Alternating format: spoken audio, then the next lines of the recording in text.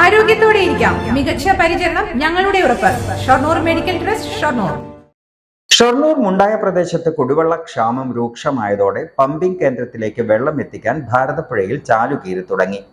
മുണ്ടമുഖ അയ്യപ്പൻകാവിനടുത്തുള്ള pumping നടത്തുന്ന കിണറിലേക്കാണ് Hitachi ഉപയോഗിച്ച് ചാലുകീറുന്നത്. 4 ദിവസമായി മുണ്ടായ പ്രദേശത്തും സമീപ പ്രദേശങ്ങളിലും കുടിവെള്ളം ലഭിച്ചിട്ട് വെള്ളം ലഭിക്കാതായതോടെ ദുരിതത്തിലാണ് നാട്ടുകാരും.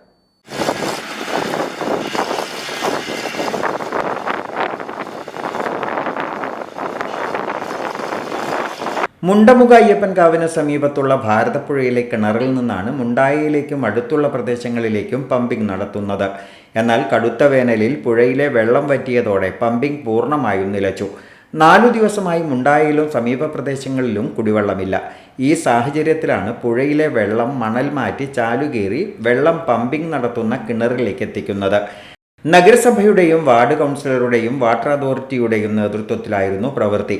ആദ്യമായാണ് വേനൽക്കാലത്ത് ഇങ്ങനെയൊരു സാഹചര്യം ഉണ്ടാകുന്നതെന്നും ഉടൻ തന്നെ വെള്ളം പമ്പിംഗ് നടത്താനുള്ള ശ്രമത്തിലാണെന്നും വാർഡ് കൗൺസിലർ പി ജിഷ പറഞ്ഞു.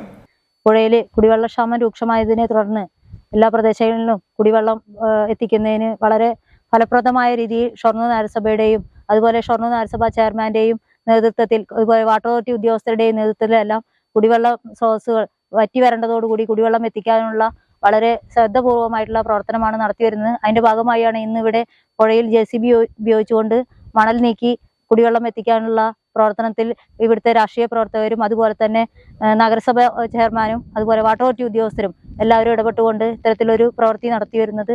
എല്ലാ ജനങ്ങൾക്കും കുടിവെള്ളം എത്തിക്കുന്നതിന് വേണ്ട ഇടപെടലുകൾ വളരെ നല്ല രീതിയിൽ നടത്തി വരികയാണ്. പി രാജേഷ്, പി ശ്രീജേഷ്, ചന്ദ്രൻ എന്നിവരും പ്രവൃത്തി വിലയിരുത്താൻ സ്ഥലത്തുണ്ടായിരുന്നു. വേനൽ ചൂട് കടുത്തതോടെ ഷൊർണൂരിൽ കുടിവെള്ളക്ഷാമം രൂക്ഷമാവുകയാണ്. കിണറുകളും വറ്റുന്ന അവസ്ഥയാണ്. വരും ദിവസങ്ങളിലും വേനൽ കടുത്താൽ വാട്ടർ അതോറിറ്റിയുടെ വെള്ളം മാത്രം ആശ്രയിക്കുന്നവർക്ക് കുടിവെള്ളക്ഷാമം നേരിടാനാണ് സാധ്യത.